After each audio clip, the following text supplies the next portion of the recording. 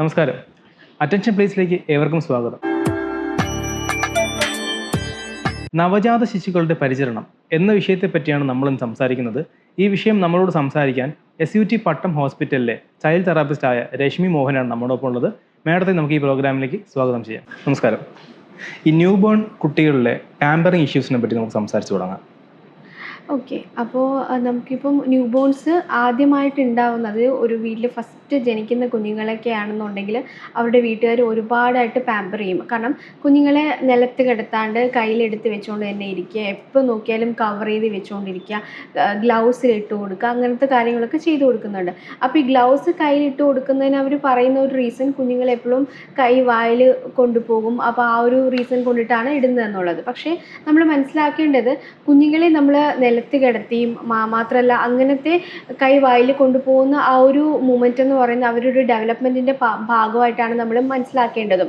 അപ്പോൾ അങ്ങനെ ചെയ്യുന്നതുകൊണ്ട് കുഞ്ഞുങ്ങൾക്ക് യാതൊരുവിധ ദോഷം വരുന്നില്ല. മാത്രമല്ല എപ്പോഴും അങ്ങനെ ചെയ്യുമ്പോൾ എല്ലാവരും വിചാരിക്കുന്നത് ഫീഡിങ്ങിന് വേണ്ടി മാത്രമാണ്. അപ്പം ഫീഡിങ്ങിന് വേണ്ടിയിട്ട് വിശക്കുമ്പോൾ മാത്രമല്ല അവരങ്ങനെ ചെയ്യുന്നതും. സോ ഇതെല്ലാം അവരുടെ ഒരു ഡെവലപ്മെൻറ്റ്സ് ആണ്. അപ്പോൾ നമ്മൾ ഓരോ സ്റ്റിമുലേഷൻ കൊടുക്കും തോറുമാണ് കുഞ്ഞുങ്ങളുടെ ഡെവലപ്മെൻറ്റ്സ് കൂടുതലായിട്ട് വരുന്നത്. അപ്പം ക്രോളിങ് വേണം എന്നുണ്ടെങ്കിൽ നമ്മൾ കുഞ്ഞുങ്ങളെ നിലത്ത് കിടത്തിയാൽ മാത്രമേ കുഞ്ഞുങ്ങൾ ക്രോളിങ് ചെയ്യത്തുള്ളൂ. അപ്പോൾ നമ്മളെപ്പോഴും എടുത്ത് വെച്ചുകൊണ്ട് കവർ ചെയ്തൊക്കെ ഇരുന്ന് കഴിഞ്ഞാൽ കുഞ്ഞുങ്ങൾ അങ്ങനെ ചെയ്യാനായിട്ട് ഭയങ്കരമായിട്ട് ബുദ്ധിമുട്ട് കാണിക്കുകയും ചെയ്യും. അപ്പോൾ ഡിലേ വരാനുള്ള ചാൻസസും കൂടുതലായിരിക്കും. മാത്രമല്ല നമുക്കിപ്പോൾ എക്സാമ്പിൾ പറയുന്നത് വെർബൽ കമ്മ്യൂണിക്കേഷൻ നമ്മൾ എത്രത്തോളം കൂടുതൽ കൊടുക്കുന്നുവോ അത്രത്തോളമാണ് അവർക്ക് സ്പീച്ച് ഉണ്ടാവുന്നത്.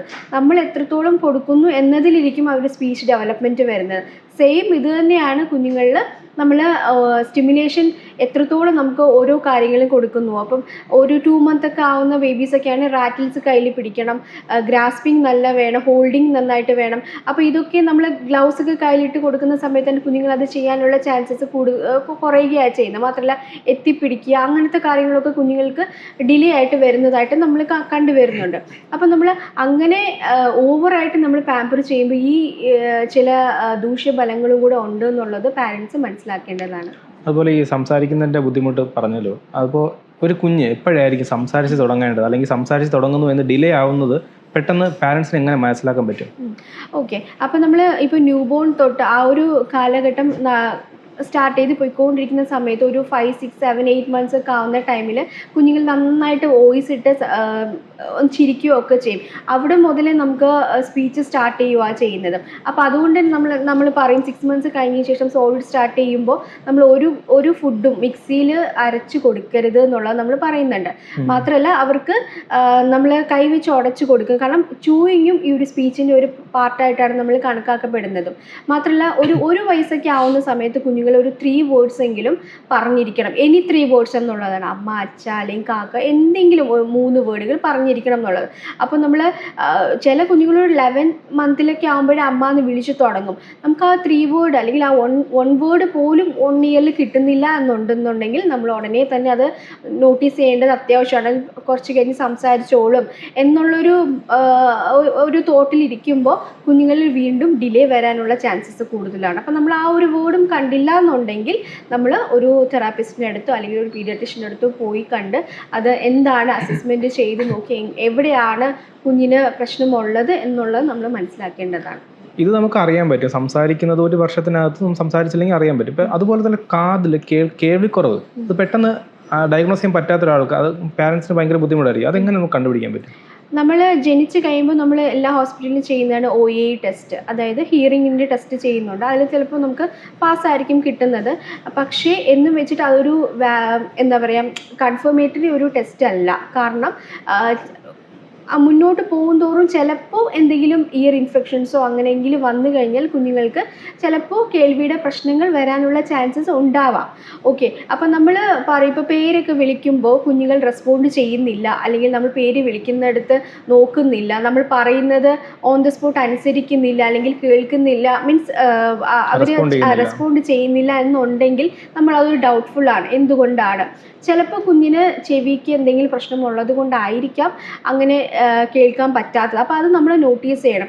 അതിനാണ് നമ്മൾ ഈ ഡെവലപ്മെൻറ്റൽ അസസ്മെൻറ്റ് കുഞ്ഞുങ്ങളെ ഓരോ മന്തും നമ്മൾ നോക്കുന്നത്. ന്യൂ ബോൺ തൊട്ടിട്ട് 1 ഇയർ വരെ മന്ത്ലി വൺസ് നമ്മൾ ഡെവലപ്മെൻറ്റ് നോക്കും. അപ്പോൾ ആ ഡെവലപ്മെൻറ്റ് നോക്കുമ്പോൾ നമുക്കതിൽ ഹിയറിങ്ങും ഉൾപ്പെടെ വരും, എന്തൊക്കെയാണ്, എങ്ങനെയൊക്കെ റെസ്പോണ്ട് ചെയ്യുന്നു എന്നുള്ളത് നമ്മൾ വരുന്നുണ്ട്. അപ്പോൾ അതിൽ എന്തെങ്കിലും ഇഷ്യൂസ് കാണുകയാണെന്നുണ്ടെങ്കിൽ നമുക്ക് ഒരു ഡൗട്ട്ഫുൾ ആണ്, കുഞ്ഞിന് കേൾവിക്ക് എന്തെങ്കിലും പ്രശ്നങ്ങളുണ്ടോ എന്നുള്ളത്, എങ്കിൽ നമ്മൾ ഫർദർ ആയിട്ടുള്ള ട്രീറ്റ്മെൻറ്റ് എന്താണ് എന്നുള്ളത് നോക്കി അത് ചെയ്യേണ്ടതും അത്യാവശ്യമാണ്. അതുപോലെ കുഞ്ഞുങ്ങൾക്ക് ഫീഡ് ചെയ്യുന്നത് ചിലപ്പോൾ ഈ ജോലിയുള്ള അമ്മയായിരിക്കാം, അല്ലെങ്കിൽ കുഞ്ഞുങ്ങൾക്ക് ഫീഡ് ചെയ്യാൻ മടിക്കുന്ന, മുലപ്പാൽ കൊടുക്കാൻ മടിക്കുന്ന ആൾക്കാരുണ്ടാവില്ലേ, അപ്പോൾ അവർക്ക് പ്രോസസ്ഡ് ഫുഡ് കൊടുക്കുന്നത് ഭാവിയിൽ വരെ ഭയങ്കര ദോഷം ചെയ്യില്ലേ? ഉറപ്പായിട്ടും. കാരണം നമ്മൾ ഇപ്പോൾ പറയുന്ന ഒരു WHO റൂൾ അനുസരിച്ച് 6 മന്ത്സ് വരെ കുഞ്ഞുങ്ങൾക്ക് ബ്രസ്റ്റ് മിൽക്ക് മാത്രമാണ്, വേറെ ഒരു ഫ്ലൂയിഡ്സോ ഈവൻ വെള്ളമോ തേനോ അങ്ങനത്തെ ഒരു കാര്യങ്ങളും കുഞ്ഞുങ്ങൾക്ക് കൊടുക്കരുത് എന്നുള്ളതാണ്. പിന്നെ ഈ പ്രോസസ്ഡ് ഫുഡ് എന്ന് ഉദ്ദേശിക്കുന്ന സെർലാക്ക് പോലത്തെ കാര്യങ്ങളാണെങ്കിൽ കൂടിയും നമ്മൾ 6 മന്ത്സിന് ശേഷമാണ് പറയുന്നത്. പക്ഷേ അത് നമ്മൾ കൊടുക്കണം എന്നുള്ള നിർബന്ധമില്ല, നമ്മളതൊരു ഓപ്ഷനലാണ്. കാരണം ഇപ്പോൾ എവിടെയെങ്കിലും പോകുന്ന സമയത്ത് ഫീഡ് ചെയ്യാൻ ബുദ്ധിമുട്ട്, അല്ലെങ്കിൽ അതിനുള്ള സാഹചര്യം ഇല്ല എന്നുണ്ടെങ്കിൽ മാത്രമാണ് നമ്മൾ അതിലോട്ട് പ്രൊമോട്ട് ചെയ്യുന്നത്. അല്ലാന്നുണ്ടെങ്കിൽ വീട്ടിലുണ്ടാക്കുന്ന ഫുഡ്സ് തന്നെയാണ് കുഞ്ഞുങ്ങൾക്ക് 6 മാസം ശേഷം നമ്മൾ കൊടുക്കേണ്ടത്. ബിസ്ക്കറ്റ്സ്, ഓവറായിട്ടുള്ള സ്വീറ്റ് ഐറ്റംസ്, ഉപ്പ്, മധുരം, ഇതെല്ലാം കുഞ്ഞുങ്ങളിൽ കുറയ്ക്കുക എന്നുള്ളതാണ് നമ്മൾ പറഞ്ഞു വരുന്നത്. അതിനോടൊപ്പം തന്നെ 2 ഇയർ വരെ നമുക്ക് കുഞ്ഞുങ്ങൾക്ക് ബ്രസ്റ്റ് മിൽക്കും ഈ ഒരു ഫുഡിനോടൊപ്പം നമുക്ക് ബ്രസ്റ്റ് മിൽക്കും കുഞ്ഞുങ്ങൾക്ക് കൊടുക്കാവുന്നതാണ്.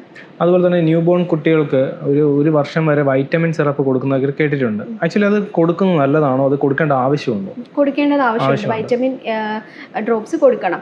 അത് എനിക്ക് തോന്നുന്നു മിക്കവരും ഒരു ഡൗട്ട്ഫുൾ ചോദിക്കുന്നുണ്ട്, കൊടുക്കണോ, എത്ര മന്ത് വരെ കൊടുക്കണം. നമ്മുടെ വാക്സിനേഷൻ ബുക്കിൽ കൃത്യമായിട്ട് തന്നെ അതിൽ ഓരോ മന്തിലും കൊടുക്കേണ്ട കാര്യങ്ങൾ, ഓറൽ ഡ്രോപ്സ് ആണെന്നുണ്ടെങ്കിലും അതിൽ മെൻഷൻ ചെയ്തിട്ടുണ്ട്. അത് കൃത്യമായിട്ടുള്ള ഇമ്മ്യൂണൈസേഷൻ ഷെഡ്യൂള് മനസ്സിലാക്കി കുഞ്ഞുങ്ങൾക്ക് കൃത്യമായിട്ട് തന്നെ വാക്സിൻ കൊടുക്കേണ്ടതും അത്യാവശ്യമാണ്. ഇപ്പോൾ നമ്മൾ പറഞ്ഞ പോലെ ന്യൂ ബോൺ കുട്ടികൾക്ക് എത്ര മാസം മുതൽ, 6 മാസം കഴിഞ്ഞെന്ന് പറഞ്ഞു, ഏതൊക്കെ ടൈപ്പ് ഫുഡ് ആയിരിക്കും നമുക്ക് ആദ്യം കൊടുത്തു തുടങ്ങാൻ പറ്റുക? ഇപ്പോൾ 6 മന്ത്സ് സ്റ്റാർട്ടിങ് ചെയ്തതിന് ശേഷം നമുക്ക് ഫസ്റ്റ് പറയുന്നത് ഡൈജഷൻ ഈസി ആയിട്ടുള്ള ഫുഡുകൾ കൊടുക്കുക എന്നുള്ളതാണ്. അതിൽ ഫസ്റ്റ് നമ്മൾ പറഞ്ഞു കൊടുക്കുന്ന റാഗിയാണ്. റാഗി സ്റ്റാർട്ട് ചെയ്യുക എന്നുള്ളതാണ് പറയുന്നത്. അത് ഫസ്റ്റ് നമ്മൾ സെമി സോളിഡ് എന്ന രീതിയിലാണ്, ഭയങ്കര കട്ടിയല്ല, അല്ല ഒരു ലിക്വിഡ് ഫോമോ അല്ല, ഒരു ഇടത്തരം ഒരു ഫോർമേഷനിലാണ് നമ്മൾ കൊടുക്കാൻ പറയുന്നത്. അതിനോടൊപ്പം തന്നെ ആപ്പിളിൻ്റെ പ്യൂരി, ആപ്പിൾ സ്റ്റീം ചെയ്ത് പ്യൂരി ആയിട്ട് നമുക്ക് കൊടുക്കാം. ഈ ഓരോ ഫുഡ് കൊടുക്കുമ്പോഴും ഓരോ ഇൻ്റർവെൽ ടൈം നമ്മൾ വെക്കണം എന്നുള്ളത്, കാരണം ഓരോ ഗ്യാപ്പ് കൊടുക്കണം എന്നുള്ളതാണ്. നമ്മൾ ഫുഡ് കൊടുക്കണം എന്ന് പറയുമ്പോൾ ചിലവർ എല്ലാം കൂടെ ഒരുമിച്ച് സ്റ്റാർട്ടിങ് തന്നെ ചെയ്യുമ്പോൾ കുഞ്ഞിന് ഡൈജഷൻ ഇഷ്യൂസ് ഉണ്ടാകാനുള്ള ചാൻസസ് കൂടുതലാണ്. മാത്രമല്ല റാഗി, ഏത്തയ്ക്കാപ്പൊടി, അങ്ങനെ സ്ലോലി നമ്മൾ ഫുഡ് കുഞ്ഞുങ്ങളെ ഇൻട്രൊഡ്യൂസ് ചെയ്ത് കൊണ്ടുവരിക. 1 വയസ്സിനുള്ളിൽ നമ്മുടെ ഫാമിലി പോട്ട് ഫുഡ്, വീട്ടിലുണ്ടാക്കുന്ന എല്ലാ ഭക്ഷണങ്ങളും കുഞ്ഞുങ്ങൾക്ക് ഇൻട്രൊഡ്യൂസ് ചെയ്യാം പതുക്കെ. മൾട്ടി ഗ്രെയിൻസ് ഒക്കെ നമ്മൾ പറഞ്ഞു കൊടുക്കുന്നത് ആഫ്റ്റർ 1 ഇയറിന് ശേഷമാണ്. കാരണം മൾട്ടി ഗ്രെയിൻസിൽ ഡൈജഷൻ ഡിഫറെൻ്റ് ആയിരിക്കും ഓരോ ഗ്രെയിൻസിന് വരുന്നത്. സോ 1 ഇയറിന് ശേഷം നമുക്ക് മൾട്ടി ഗ്രെയിൻ കുഞ്ഞുങ്ങൾക്ക് സ്റ്റാർട്ട് ചെയ്യാം. ഇപ്പോൾ നമ്മൾ പല ന്യൂസുകളിലും കേൾക്കാറുണ്ട്, കുട്ടികൾക്ക് പാല് കുടിച്ചതിന് ശേഷം അത് ശ്വാസനാളത്തിൽ കുടുങ്ങി മരണപ്പെടുന്ന അവസ്ഥ ഉണ്ടാകാറുണ്ട്. അത് പെട്ടെന്ന് എങ്ങനെയായിരിക്കും അമ്മമാർക്ക് ശ്രദ്ധിക്കാൻ പറ്റുക? ചിലപ്പോൾ ഇവർ ഫീഡ് ചെയ്തിട്ട് തൊട്ടിൽ കിടത്തിയിട്ട് അങ്ങ് പോകുന്നുണ്ടായിരിക്കും, പക്ഷെ പിന്നീടായിരിക്കും വലിയൊരു അപകടത്തിലേക്ക് പോകുന്നത്. ഇതൊക്കെ നമുക്ക് നേരത്തെ എങ്ങനെ മനസ്സിലാക്കാൻ പറ്റും? ഓക്കെ, അപ്പോൾ അത് ഒന്ന് ചിലപ്പോൾ അമ്മമാർ ചിലപ്പോൾ കിടന്ന് പാല് കൊടുക്കുന്നവരുണ്ടാവും. അപ്പോൾ അത് നമ്മൾ ഭയങ്കരധികം സൂക്ഷിക്കണം. കാരണം നമ്മൾ ഒരിക്കലും ലൈൻ പൊസിഷനിൽ ഫീഡിങ് നമ്മൾ പറഞ്ഞു കൊടുക്കാറ് മീൻസ് അത്രയ്ക്ക് ഇമ്പോർട്ടൻ്റ് ആണെങ്കിൽ മാത്രം, ഇപ്പം സിസേറിയൻ കേസസ് അല്ലെങ്കിൽ അമ്മയ്ക്ക് എന്തെങ്കിലും ഹെൽത്ത് ഇഷ്യൂസ് ഉണ്ടെങ്കിൽ മാത്രം നമ്മൾ കിടന്ന് പ്രൊമോട്ട് ചെയ്യുന്നുള്ളൂ പാല് കൊടുക്കുന്നത്. പക്ഷെ അത് ശ്രദ്ധിക്കേണ്ടത് അമ്മ ഉറങ്ങാൻ പാടില്ല എന്നുള്ളതാണ്. കാരണം അങ്ങനെ കുഞ്ഞ് കുടിച്ച് കഴിഞ്ഞ് കുഞ്ഞ് ഉറങ്ങിപ്പോവും. അപ്പോൾ പാലിങ്ങനെ വായിക്കകത്ത് ഇങ്ങനെ സക്കിങ് ചെയ്തിരിക്കുന്ന സമയത്ത് അത് ശ്വാസം എടുക്കുമ്പോൾ തന്നെ ആസ്പിറേറ്റ് ആവാനുള്ള ചാൻസസ് കൂടുതലാണ്. പിന്നെ മാത്രമല്ല ഹെവി ബ്രസ്റ്റ് ഉള്ള അമ്മമാർക്കാണെന്നുണ്ടെങ്കിൽ അതും സൂക്ഷിക്കണം. കുഞ്ഞുങ്ങൾക്ക് മൂക്കിൽ വീണിട്ട് അത് ശ്വാസം മുട്ടാനുള്ള ചാൻസസ് കൂടുതലായിരിക്കും. പിന്നെ നെക്സ്റ്റ് ഏറ്റവും ഇമ്പോർട്ടൻറ്റ് തിങ്, ഇപ്പം എല്ലാവരും ചോദിക്കുന്നത് ഓരോ ഫീഡ് ചെയ്യുമ്പോഴും ബർപ്പിങ് ചെയ്യണോ എന്നുള്ളതാണ്, ഗ്യാസ് തട്ടി കളയണം എന്നുള്ളതാണ്. പക്ഷേ ഇമ്പോർട്ടൻ്റ് ആണ്. അതും ഈ ഒരു നെരിപ്പിൽ കയറുന്നതും തമ്മിൽ വളരെയധികം സാമ്യമുണ്ട്. കാരണം ഓരോ ഫീഡിൻ്റെ ഇടയ്ക്കും ഗ്യാസ് തട്ടുക എന്നുള്ളത് ഈ പറയുന്ന ആസ്പിറേഷനൊക്കെ നമുക്ക് ഒഴിവാക്കാൻ വേണ്ടിയിട്ടാണ്. കാരണം ആദ്യം കുഞ്ഞ് കുടിക്കുന്ന സമയത്ത് ഒന്ന് കരഞ്ഞിട്ടായിരിക്കും ഫീഡ് എടുക്കുന്നത്. അപ്പോൾ ഓവറോൾ കുറച്ച് എയറും ഒക്കെ ഉള്ളിൽ പോകും. അപ്പോൾ ഈ ഒരു ഡിസ്കംഫോർട്ട് കുഞ്ഞിൻ്റെ വയറ്റിലും ഒക്കെ ഉണ്ടാവാൻ ചാൻസ് ഉണ്ട്. അപ്പോൾ നമ്മൾ ഓരോ ഫീഡ് ചെയ്തതിന് ശേഷവും നമ്മൾ ഒരു 15 മിനിറ്റ്സ് കുഞ്ഞിനെ ബർപ്പ് ചെയ്യിപ്പിക്കുക. അതിനുശേഷം മാത്രമേ കുഞ്ഞിനെ അടുത്ത് കിടത്താൻ പാടുള്ളൂ എന്നുള്ളതാണ്. ഈ ഗ്രിപ്പ് വാട്ടർ കൊടുക്കുന്നത് കേട്ടിട്ടുണ്ട്, അത് കൊടുക്കുന്നത് നല്ലതാണോ? അല്ല, അല്ല, പലരും പക്ഷെ ഇപ്പോഴും കൊച്ചുകുട്ടികൾക്ക് ഗ്രിപ്പ് വാട്ടർ കൊടുക്കുന്നത് കേൾക്കാറുണ്ട്, കാണാറുണ്ട്. ആക്ച്വലി ഇതിപ്പം പഴയ ആൾക്കാർ കേൾക്കുവാണെങ്കിൽ ചിലപ്പോൾ ചീത്ത പറയും. എന്നാലും നമ്മളിപ്പോൾ പല പഠനങ്ങളിലൂടെയും പറഞ്ഞു വരുന്നത് അല്ലെങ്കിൽ കണ്ടുപിടിച്ചത്, ഇപ്പോൾ എൻ്റെ പേഴ്സണൽ ആയിട്ടുള്ള ഒപ്പീനിയനും അല്ല, എല്ലാ പീഡിയാട്രീഷ്യൻസും എല്ലാവരും പറയുന്ന ഒരേ ഒരു കാര്യമാണ് ഈ പ്രീ ലാക്ടൽ ഫ്ലൂയിഡ്സ് എന്ന് പറയും. നമ്മൾ ഈ പറയുന്ന പോലെ തേന്, ഗ്രേപ്പ് വാട്ടർ, അതുപോലത്തെ ഒരം മരുന്ന്, അങ്ങനത്തെ കാര്യങ്ങളൊക്കെ കുഞ്ഞുങ്ങൾക്ക് കൊടുക്കുന്നത്. അപ്പോൾ നമ്മൾ ഗ്യാസിൻ്റെ ഇഷ്യൂസ് മാറാനാണ് എന്നാണ് നമ്മൾ അത് കൊടുക്കുന്നതും. പക്ഷേ ഇപ്പോൾ അത് കുഞ്ഞുങ്ങൾക്ക് ഡൈജഷൻ ഇഷ്യൂസ്, അതുപോലെ തന്നെ ഡയേറിയ, ഇതെല്ലാം കുഞ്ഞുങ്ങൾക്ക് വരാനുള്ള ചാൻസസ് കൂടി വരുന്നത് കൊണ്ട് തന്നെ നമ്മൾ ആ ടൈപ്പ് ഓഫ് ലിക്വിഡ്സ് നമ്മൾ കൊടുക്കണ്ട എന്നുള്ളതാണ്. ഇപ്പോൾ അങ്ങനെ ഗ്യാസിൻ്റെ ഇഷ്യൂസ് അങ്ങനെ എന്തെങ്കിലും ഉണ്ടെന്നുണ്ടെങ്കിൽ നമ്മൾ പീഡിയാട്രീഷ്യനെ കണ്ട് അതിനുള്ള മരുന്ന് പ്രിസ്ക്രിപ്ഷൻ ചെയ്ത് തരുന്നതായിരിക്കും. അത് കുഞ്ഞുങ്ങൾക്ക് കൊടുക്കുന്നതായിരിക്കും ഏറ്റവും നല്ലത്. നേരത്തെ പറഞ്ഞ പോലെ തന്നെ 6 months ആവുന്നവരെ കുഞ്ഞുങ്ങൾക്ക് ബ്രസ്റ്റ് മിൽക്ക് അല്ലാണ്ട് വേറെ ഒരു ഫ്ലൂയിഡ് നമ്മൾ എക്സ്ട്രാ കൊടുക്കാനായിട്ട് പാടില്ല. ഇപ്പോൾ ചില കേസസിൽ ഫോർമുല കൊടുക്കുമായിരിക്കും, അത് പ്രിസ്ക്രിപ്ഷൻ ഡോക്ടർ കൊടുത്തിട്ടുണ്ടാവും. കുഞ്ഞുങ്ങളുടെ വെയിറ്റ് അനുസരിച്ച് അല്ലെങ്കിൽ പ്രീടേം ബേബീസോ അങ്ങനെ എന്തെങ്കിലും ഉള്ള കുഞ്ഞുങ്ങൾക്കായിരിക്കും നമ്മളത് ഫോർമുല മിൽക്ക് കൊടുക്കുന്നത്. അത് കൃത്യമായിട്ട് അളവ് ഏത് ഫോർമുലയാണ് എന്നുള്ളതെല്ലാം പീഡിയാട്രീഷ്യൻ പ്രിസ്ക്രൈബ് ചെയ്ത് കൊടുത്തിട്ടുണ്ടാവും. ആ രീതിയിൽ മാത്രം നമുക്ക് കുഞ്ഞുങ്ങൾക്ക് കൊടുക്കാം. ഈ ഓട്ടിസം പോലുള്ള രോഗങ്ങൾ കേരളി സ്റ്റേജിൽ എങ്ങനെ ഡിറ്റക്ട് ചെയ്യാൻ പറ്റും? ഓക്കെ, അപ്പോൾ നമുക്ക് ഈ ഓട്ടിസം എന്ന് പറഞ്ഞ 2 തരത്തിലുണ്ട്. ഒന്ന് നമുക്ക് നോർമൽ ഒരു autism, second one virtual autism ആണ്. ഈ വെർച്വൽ ഓട്ടിസം നമുക്ക് പെട്ടെന്ന് പറയാൻ പറ്റുന്നത് ഡ്യൂ ടു സ്ക്രീൻ ടൈമിൻ്റെ ഓവർ യൂസ് കൊണ്ട് ഉണ്ടാവുന്ന ആ ഒരു കണ്ടീഷനാണ് നമ്മൾ ഓട്ടിസം എന്ന് പറയുന്നത്. ഇത് ഏർലി ഡിറ്റക്ഷൻ ഉണ്ടോ മീൻസ് അൾട്രാസൗണ്ടിലോ അല്ലെങ്കിൽ അനോമലി സ്കാനിലോ ഒന്നും നമ്മൾ ഡിറ്റക്ട് ചെയ്യാൻ പറ്റുന്ന ഒരു കാര്യമല്ല. ഇത് ബ്രെയിനിൽ സംഭവിക്കുന്ന ഒരു എന്താ പറയുക, ആ ഒരു ഡെവലപ്മെൻറ്റിൻ്റെ വ്യത്യാസമാണ് ഈ ഒരു ഓട്ടിസം എന്ന് പറയുന്നത്. അപ്പോൾ ഈ വിർച്വൽ ഓട്ടിസത്തിൽ നമുക്ക് ആദ്യമൊക്കെ കുഞ്ഞുങ്ങൾക്ക് കുഴപ്പമുണ്ടാവില്ല. ഒരു 2-3 years ഒക്കെ ആവുന്ന സമയത്ത്, പഠിക്കാനൊക്കെ തുടങ്ങുന്ന സമയത്തൊക്കെ ആണെന്നോ ഇവരുടെ അറ്റൻഷൻ പെട്ടെന്ന് പോകും. അതുപോലെ തന്നെ ഇവർ ഇരിക്കാനുള്ള സിറ്റിംഗ് ടോളറൻസ് വളരെ കുറവായിരിക്കും. അങ്ങനത്തെ കുറേ കാര്യങ്ങൾ വരുമ്പോൾ നമ്മൾ കുറേ നോക്കി വരുമ്പോഴും നമുക്ക് മനസ്സിലാവും കുഞ്ഞിന് ഓട്ടിസം എങ്ങനത്തെ ഏത് രീതിയിലുള്ള ഓട്ടിസം ആണെന്നുള്ളത്. ഇതേ സിംറ്റംസ് തന്നെ ADHDക്കും അറ്റൻഷൻ ഡെഫിസിറ്റ് ഹൈപ്പർ ആക്ടിവിറ്റിയിലും വരുന്നുണ്ട്. അതിവിടെ കൂടുതൽ വരുന്ന ഹൈപ്പർ ആക്ടിവിറ്റി ആണ് കുഞ്ഞുങ്ങൾക്ക് കൂടുതൽ വരുന്നത്. പിന്നെ ഈ പറഞ്ഞ പോലെ അറ്റൻഷൻ കുറവ്, ഈ ഒരു 2-3 minutes അറ്റൻഷൻ മാത്രമേ കാണുന്നുള്ളൂ. സെയിം ഈ വെർച്വൽ ഓട്ടിസത്തിനാണെങ്കിലും ഇപ്പോൾ നമ്മൾ കുട്ടികൾ കാണുന്ന കൂടുതലും റീൽസും അങ്ങനത്തെ കാര്യങ്ങളുമാണ്. അപ്പോൾ അത് 2-3 minutes റീൽസൊക്കെ ആയിരിക്കും കൂടുതൽ ഇവർ കാണുന്നത്. അപ്പോൾ ഇങ്ങനെ മാറ്റി മാറ്റി വരുമ്പോൾ ഓട്ടോമാറ്റിക്കലി ബ്രെയിൻ തന്നെ ആ ഒരു 3 minutes കഴിയുമ്പോഴത്തേക്കും അവിടെ പോസ് ആവും. വീണ്ടും എഗെയിൻ അവർ ശ്രദ്ധ കൊണ്ടുവന്ന് വീണ്ടും അടുത്ത പഠിത്തത്തിലോട്ട് ഇങ്ങനെ ഇരിക്കുമ്പോൾ ആ ഒരു 2 minutes കഴിയുമ്പോൾ വീണ്ടും ഈ ഒരു ഇത് പോകും. പിന്നെ ഓട്ടിസത്തിൻ്റെ നമുക്ക് മെയിൻ നോക്കുന്നത് ഇവർ റെസ്പോണ്ട് ചെയ്യാൻ വളരെയധികം കുറവായിരിക്കും. കാരണം നമ്മൾ വിചാരിക്കും കുഞ്ഞിന് എന്തെങ്കിലും കേൾവിയുടെ പ്രശ്നമുണ്ടോ അല്ലെങ്കിൽ എന്താണെന്നുള്ള വിചാരിക്കും. പക്ഷേ ഇവർ കൂടുതലും നമ്മൾ പേര് വിളിക്കുമ്പോഴോ അല്ലെങ്കിൽ ഒന്നും റെസ്പോൺസിങ് അത്ര ഇമ്പോർട്ടൻ്റ് ആയിട്ട് കണ്ടുവരില്ല. അതുപോലെ തന്നെ കുട്ടികളുമായിട്ടുള്ള മിംഗ്ലിങ്, സോഷ്യൽ കമ്മ്യൂണിക്കേഷനും ഇവർക്ക് വളരെയധികം ലെസ് ആയിരിക്കും. ഇവർക്ക് തനിയെ ഇരുന്ന് കളിക്കാനും ഒക്കെ ആയിരിക്കും ഈ ഒരു ഓട്ടിസം കുഞ്ഞുങ്ങൾ കൂടുതലും ആഗ്രഹിക്കുന്നത്. സ്പീച്ച് ചിലപ്പോൾ ഡിലേ വരാനുള്ള ചാൻസസ് കൂടുതലാണ്. കാരണം സ്ക്രീൻ ടൈം കൊണ്ടും സ്പീച്ച് ഡിലേ വരാനുള്ള ചാൻസസ് കൂടുതലാണ്. വെർബൽ കമ്മ്യൂണിക്കേഷൻ കുറവായിരിക്കും. നമ്മളിപ്പോൾ ഒരു കാര്യം ചോദിച്ചു കഴിഞ്ഞാൽ അവർ കറക്റ്റ് അതിനുള്ള അഡ്വക്കേറ്റ് ഉത്തരം തരണമെന്നില്ല. അപ്പോൾ ഓട്ടിസത്തിൻ്റെ പല ഫീച്ചേഴ്സും നമുക്കിപ്പോൾ എല്ലാം ഒരുമിച്ച് വരണം എന്നില്ല. ഓരോ കുട്ടികളനുസരിച്ച് ഓട്ടിസത്തിൻ്റെ ആ ഒരു എന്താ പറയുക സിഗ്നിഫിക്കൻ്റ് മാറിക്കൊണ്ട് തന്നെ ഇരിക്കും. അവരുടെ ആ ഒരു ക്ലാസിഫിക്കേഷനും സ്കോറിങ്ങും എല്ലാം ഡിപ്പെൻസ് ഈ ചൈൽഡ് അനുസരിച്ച് തന്നെ ഇരിക്കും.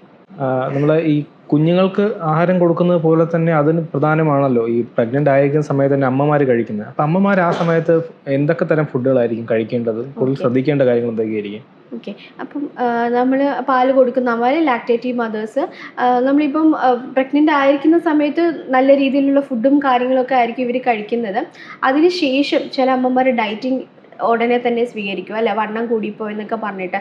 സോ നമ്മൾ അങ്ങനെ ചെയ്യുമ്പോൾ ഒരു കാര്യം ആലോചിക്കുക, കുഞ്ഞുങ്ങൾക്ക് പാല് നമ്മൾ 2 ഇയേഴ്സ് വരെയും കൊടുക്കേണ്ടതാണ്. സോ നമ്മൾ പ്രഗ്നൻ്റ് ആയിരിക്കുന്ന ടൈമിൽ എന്തൊക്കെ ഫുഡ് കഴിച്ചുവോ അത് തന്നെ നമുക്ക് അതിനുശേഷവും ലാക്ടേറ്റിംഗ് ടൈമിൽ നമുക്ക് കഴിക്കാവുന്നതാണ്. പക്ഷേ നമ്മൾ ശ്രദ്ധിക്കേണ്ട 1-2 കാര്യങ്ങളെന്ന് വെച്ചാൽ അധികം മൈദ അടങ്ങിയ ഫുഡ്സ് കഴിക്കാൻ പാടില്ല എന്നുള്ളതാണ്. ഗ്യാസ് ഫോം ചെയ്ത പാനീയങ്ങൾ, ഡ്രിങ്ക്സ്, അങ്ങനത്തെ കാര്യങ്ങൾ ഒഴിവാക്കുക. പിന്നെ അതുപോലെ തന്നെ ഒരുപാട് എണ്ണയിൽ ഓയിലി ഫുഡ്സ് ഒഴിവാക്കുക.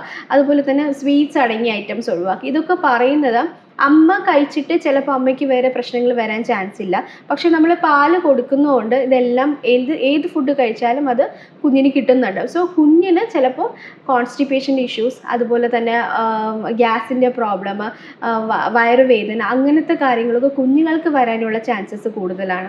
മാത്രമല്ല കഴിക്കേണ്ട ഫുഡ്സ് എന്ന് ചോദിക്കുവാണെങ്കിൽ ഇഷ്ടംപോലെ വെള്ളം കുടിക്കാനായിട്ട് നമ്മൾ പറയുന്നുണ്ട്. ചില അമ്മമാർ വെള്ളം കുടിക്കാൻ മടി കാണിക്കുന്നുണ്ട്. പക്ഷെ എന്നാലും ഓരോ ഫീഡിൻ്റെ ഇടയ്ക്കും ഒരു 2-3 ഗ്ലാസ്സസ് വെള്ളം കുടിക്കുക എന്നുള്ളത് പറയുന്നുണ്ട്. പിന്നെ നെക്സ്റ്റ് പറയുന്നത് ഇലക്കറികൾ, നല്ലപോലെ ഇലക്കറികൾ കഴിക്കുക, മുരിങ്ങയില, അങ്ങനത്തെ കാര്യങ്ങൾ കഴിക്കുക. വേറെ ഫ്രൂട്ട്സ് ഇഷ്ടംപോലെ ഫ്രൂട്ട്സ് നന്നായിട്ട് കഴിക്കുക. ഓട്സ് പോലത്തെ കാര്യങ്ങൾ, ഫൈബർ കണ്ടൻറ്റ് അടങ്ങിയ ഫുഡ്സ് കൂടുതൽ കഴിക്കുക. ഇതെല്ലാം കാര്യങ്ങൾ കഴിക്കുമ്പോൾ അത് കുഞ്ഞിനും അമ്മയ്ക്കും ഒരുപോലെ നല്ല രീതിയിലായിരിക്കും കാണപ്പെടുന്നത്. നേരത്തെ കൊച്ചു കുട്ടികൾക്ക് മരുന്നുകൾ കൊടുക്കാൻ പാടില്ല, അല്ലെങ്കിൽ ഗ്രേപ്പ് വാട്ടർ പോലത്തെ കാര്യങ്ങൾ കൊടുക്കാൻ പാടില്ലെന്ന് പറഞ്ഞു. അതുപോലെ തന്നെ ഈ പാല് കൊടുക്കുന്ന അമ്മമാർ ഓരോ മരുന്നുകൾ വാങ്ങിച്ച് കഴിക്കുന്നുണ്ടാവുമല്ലോ പുറത്തുനിന്ന്, അതും ഭയങ്കര ബുദ്ധിമുട്ടല്ലേ? ഓക്കെ, അത് ഈ പച്ചില മരുന്നുകളാവാം, ചിലപ്പോൾ വേറെ എന്തെങ്കിലും ഈ പുറത്ത് എന്തെങ്കിലും മൾട്ടി ന്യൂട്രീഷൻസിന് വേണ്ടിയിട്ട് എന്തെങ്കിലും പുറത്തുനിന്നുള്ള മരുന്നുകൾ വാങ്ങിച്ച് കഴിക്കുന്നുണ്ടാവും. അത് ബുദ്ധിമുട്ടായി വരില്ലേ? പിന്നെ തീർച്ചയായിട്ടും, കാരണം നമ്മൾ പ്രത്യേകം നേരത്തെയും പറഞ്ഞു, പാല് കൊടുക്കുന്നതുകൊണ്ട് നമ്മൾ എന്ത് കഴിച്ചാലും പാലിൻ്റെ രൂപത്തിൽ കുഞ്ഞിന് കിട്ടുന്നുണ്ട്. സോ അതുകൊണ്ട് നമ്മുടെ ഫുഡും വളരെയധികം ശ്രദ്ധിക്കണം, എങ്ങനത്തെ ഏതൊക്കെ രീതിയിൽ ഫുഡ് കഴിക്കണം എന്നുള്ളത്. ഈ പറഞ്ഞ പോലെ ഈ ചില പച്ചിലകൾ അങ്ങനെയൊക്കെ കഴിക്കുന്നത് വഴി ചിലപ്പോൾ കുഞ്ഞ് പാല് കുടിക്കാനായിട്ട് മടിക്കും. എന്താണെന്ന് വെച്ചാൽ ഒന്നാമത്തെ റീസൺ ആ പാലിൻ്റെ ടേസ്റ്റ് മാറാനുള്ള ചാൻസസ് കൂടുതലാണ്. 2, സ്മെല്ല്. അമ്മയുടെ സ്മെല്ല് കുഞ്ഞിന് നന്നായിട്ട് അറിയാം. പക്ഷേ ഈ ഒരു പച്ചിലയുടെ മണം അങ്ങനത്തെയൊക്കെ വരുമ്പോൾ കുഞ്ഞിന് പെട്ടെന്നായിട്ട് വേറൊരാളാണ് എന്നുള്ളൊരു തോട്ട്, അല്ലെങ്കിൽ പാല് കുടിക്കാൻ അപ്പോഴും കുഞ്ഞുങ്ങൾ മടി കാണിക്കുകയും, പിന്നെ പാലിൻ്റെ ഈ പറഞ്ഞ പോലെ ടേസ്റ്റ് ചിലപ്പോൾ എരിവ് അല്ലെങ്കിൽ അങ്ങനത്തെ രീതിയിലുള്ള ടേസ്റ്റ് ആയിരിക്കാം കുഞ്ഞുങ്ങൾക്ക് കിട്ടുന്നത്. സോ അതും ഫീഡിങ്ങിന് ഇഷ്യൂസ് വരാനുള്ള വളരെയധികം ചാൻസസ് കൂടുതലാണ്. ഇതല്ലാണ്ട് കുഞ്ഞുങ്ങൾ പാല് കുടിക്കാൻ മടിക്കുന്ന സിറ്റുവേഷൻസ് വേറെ എന്തെങ്കിലും ഉണ്ടാവാറുണ്ടോ? ഓക്കെ, കുഞ്ഞുങ്ങൾ മടിക്കുന്നത്, കുഞ്ഞുങ്ങൾക്ക് എന്തെങ്കിലും പ്രശ്നമുണ്ടോ, അല്ലെങ്കിൽ സക്കിങ്ങിൻ്റെ ബുദ്ധിമുട്ട് അല്ലെങ്കിൽ സ്വാളോയിങ്ങിൻ്റെ ബുദ്ധിമുട്ട്, അങ്ങനത്തെ പ്രശ്നങ്ങളുണ്ടെങ്കിൽ കുഞ്ഞുങ്ങൾ ചിലപ്പം ഫീഡിങ് എടുക്കാൻ ബുദ്ധിമുട്ടായിരിക്കാം. ക്ലെഫ്റ്റ് പാലറ്റ് ഉണ്ടെങ്കിലും കുഞ്ഞുങ്ങൾ സക്കിങ് സ്വാളോയിങ്ങിന് ബുദ്ധിമുട്ടായിട്ട് കണ്ടുവരാം. ചുണ്ട് ഇങ്ങനെ അങ്ങനെ ഉണ്ടെങ്കിൽ കുഞ്ഞുങ്ങൾക്ക് ബുദ്ധിമുട്ട് നമ്മൾ കണ്ടുവരുന്നുണ്ട്. അപ്പോൾ അങ്ങനെയൊക്കെ ഉണ്ടെങ്കിൽ നമുക്ക് അപ്പം തന്നെ പീഡിയാട്രീഷ്യൻ അത് നോട്ടീസ് ചെയ്യുമായിരിക്കും. അതിനുള്ള ഇപ്പോൾ സർജറി വേണ്ട കേസാണെന്നുണ്ടെങ്കിൽ സർജറി, അങ്ങനത്തെ ഒരു രീതിയിലോട്ട് പോവാം. പിന്നെ പ്രോപ്പർ ഹൈജീൻ അമ്മയ്ക്ക് കുറവാണ് എന്നുണ്ടെങ്കിൽ കുഞ്ഞുങ്ങളും പാല് കുടിക്കാനായിട്ട് ബുദ്ധിമുട്ടുകൾ കാണിക്കുന്നുണ്ട്. കാരണം സ്മെല്ല്, ഇപ്പോൾ മോശമായിട്ടൊരു സ്മെല്ലാണ് എന്നുണ്ടെങ്കിൽ കുഞ്ഞുങ്ങൾക്ക് അത് അഡാപ്റ്റീവ് ആയിരിക്കത്തില്ല. അപ്പോൾ അതും നമ്മളൊരു പ്രോപ്പർ ഹൈജീനാണ് ഏറ്റവും വളരെ ഇമ്പോർട്ടൻ്റ് ആയിട്ടുള്ള കാര്യം. അതും കുഞ്ഞുങ്ങളിൽ ഈ ഒരു പാല് കുടിക്കാൻ അല്ലെങ്കിൽ ഫീഡിങ്ങിൻ്റെ ഇഷ്യൂസ്. വേറെ ഒന്ന് പ്രത്യേകിച്ച് പറയാൻ, ഫീഡിങ് ബോട്ടിൽ യൂസ് ചെയ്താൽ, കാരണം മിക്ക പാരൻസും ഈസി ആയിട്ടുള്ളൊരു വേ ആണ് ഫീഡിങ് ബോട്ടിൽ എന്ന് പറയുന്നത്. അപ്പോൾ ഫീഡിങ് ബോട്ടിൽ യൂസ് ചെയ്ത് ഫസ്റ്റ് സ്റ്റാർട്ടിങ് ചെയ്ത് കഴിഞ്ഞാൽ തന്നെ കുഞ്ഞുങ്ങൾ പിന്നെ ബ്രസ്റ്റിൽ നിന്ന് ഡയറക്റ്റ് സക്ക് ചെയ്യാനായിട്ട് മടിക്കും. കാരണം ഫീഡിങ് ബോട്ടിലിന് അവർക്ക് വളരെയധികം എഫേർട്ട് ഇല്ല. നമ്മളൊന്ന് ടേൺ ചെയ്യുമ്പോൾ തന്നെ കുഞ്ഞിന് പാല് കിട്ടും. പക്ഷേ ഡയറക്റ്റ് ബ്രസ്റ്റ് സക്ക് ചെയ്യുമ്പോൾ അതിൽ സക്കിങ്, സ്വോളോയിങ്, അങ്ങനത്തെ കുറേ പ്രോസസ്സിങ് ഒരു റിതമിക് ആയിട്ടാണ് പോകുന്നത്. അത് കുഞ്ഞുങ്ങളിൽ ഈ ഒരു ഈസിനെസ് കിട്ടിക്കഴിയുമ്പോൾ കുഞ്ഞുങ്ങൾ ഡയറക്റ്റ് ഫീഡിങ് മടിക്കുന്നതായിട്ട് നമുക്ക് കണ്ടുവരാറുണ്ട്. പിന്നീടുള്ളത് ഫോർമുല മിൽക്ക് നമ്മൾ കൊടുത്തു കഴിഞ്ഞിരുന്നാലും അത് ശീലമാക്കി കഴിഞ്ഞാൽ കുഞ്ഞുങ്ങൾ ഡയറക്റ്റ് ബ്രസ്റ്റ് സക്ക് ചെയ്യില്ല. കാരണം ഫോർമുല മിൽക്കിൻ്റെ ടേസ്റ്റ് എന്ന് പറയുന്ന ഹൈ കണ്ടന്റ് ഓഫ് ഷുഗർ എന്തായാലും അതിലുണ്ട്. സോ ആ ഒരു ഷുഗർ കണ്ടന്റ് അത്രയും നമ്മുടെ നോർമൽ, അതായത് ബ്രസ്റ്റ് മിൽക്കിൽ ഇല്ല. സോ അതും കുഞ്ഞുങ്ങളിൽ ഫീഡിങ് ഇഷ്യൂസ് ഉണ്ടാവാനുള്ള ചാൻസസ് കൂടുതലാണ്. നമ്മൾ ഈ മൊബൈൽ സ്ക്രീൻ ടൈമിൻ്റെ കാര്യം പറഞ്ഞല്ലോ. ഇപ്പോൾ ഓൾറെഡി എല്ലാ കുട്ടികൾക്കും മൊബൈലില്ലാത്ത കുട്ടികളില്ല എന്നാണ് പറയുന്നത്. അപ്പോൾ അതെങ്ങനെ നമുക്ക് കൺട്രോൾ ചെയ്യാൻ പറ്റും? ഇപ്പോൾ ഓൾറെഡി ആയിട്ടുള്ള കുട്ടികൾക്ക് നമുക്ക് എങ്ങനെ കൺട്രോൾ ചെയ്യാൻ പറ്റും? ഓക്കെ. അപ്പോൾ first of all screen time no screen time ആണ്. പിന്നെ നമുക്ക് വെർബൽ പറയാം, പക്ഷേ എല്ലാ വീടുകളിലും നമ്മൾ കൊടുക്കും, കുഞ്ഞുങ്ങൾക്ക് സ്ക്രീൻ ടൈം കൊടുക്കുന്നുണ്ട്. പക്ഷെ അത് കൺട്രോൾ ചെയ്യാൻ ഇപ്പോൾ നമ്മൾ കൊടുക്കുന്ന ടൈമിങ് അതൊരു ബൗണ്ടറി ആക്കണം. അതായത് ഇപ്പോൾ നമ്മളൊരു അരമണിക്കൂറാണ് കൊടുക്കുന്നതെങ്കിൽ ആ അരമണിക്കൂർ കഴിഞ്ഞ് പാരൻസ് തിരിച്ച് മൊബൈൽ കുഞ്ഞുങ്ങളുടെ കയ്യിൽ നിന്ന് വാങ്ങിക്കണം എന്നുള്ളതാണ്. കാരണം മിക്ക പാരൻസും ചെയ്യുന്ന ആ ഒരു അബദ്ധമാണ്. കാരണം കുട്ടികൾ പറയാം ഒരു 5 മിനിറ്റ്സ്, ഒരു 10 മിനിറ്റ്സ് എന്നൊക്കെ പറയുമ്പോൾ നമ്മൾ ആ ബ്രേക്ക് ഡൗൺ ചെയ്യുകയാണ് ആ ഒരു ബൗണ്ടറി.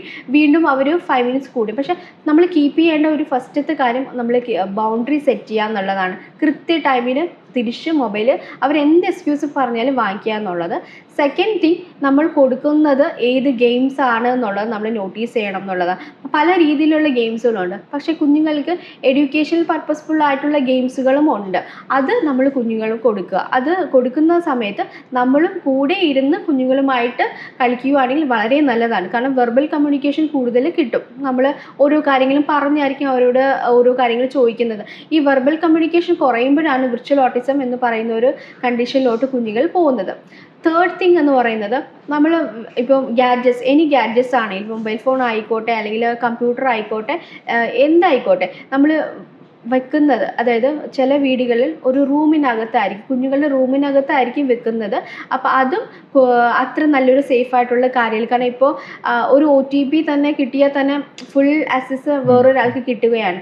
സോ അത് നമ്മൾ ഒന്ന് സൂക്ഷിക്കണം എന്നുള്ളത്. കാരണം നമ്മൾ ഒരു മീൻസ് എല്ലാവരും ഉള്ള സ്ഥലത്ത് കുഞ്ഞുങ്ങളിൽ ഇരുന്ന് കളിക്കുകയാണെന്നുണ്ടെങ്കിൽ നമുക്ക് അവർ എന്ത് ഗെയിമാണ് കളിക്കുന്നത്, ഏത് തരത്തിലുള്ള ഗെയിമാണ് എന്നുള്ളത് നമുക്ക് നോട്ടീസ് ചെയ്യാൻ പറ്റും. അടുത്തത് പറയാനുള്ളത്, ഈ ഒരു സ്ക്രീൻ ടൈം കൂടുതൽ കൊണ്ട് ഉള്ള ദോഷഫലങ്ങൾ കുഞ്ഞുങ്ങളെ നമ്മൾ പറഞ്ഞ് മനസ്സിലാക്കുക എന്നുള്ളതാണ്.